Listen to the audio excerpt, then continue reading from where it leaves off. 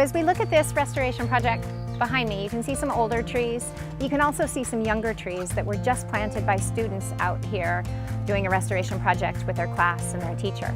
We're trying to make better stewards of the land, and farmers get that because the land is their life.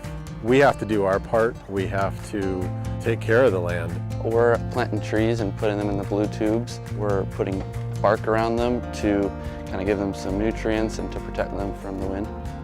And over time, those young trees are going to grow up and provide what we would consider a healthier riparian area where all of the trees are taller and provide more shade to the creek. And the more restoration projects we can do like that, the healthier our watersheds will become. Having these kids out, showing them the concept of the planting, plus also the hard work of using the shovels and carrying the mulch and planting the plants is very beneficial, and it could affect them down the road. Farmers need to sustain the earth in order to keep it healthy and keep it growing so the next generations can use it.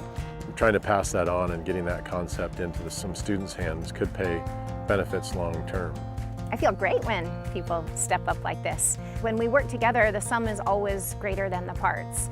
And we can't do any restoration projects without a landowner saying, let's do something. What can I do to help?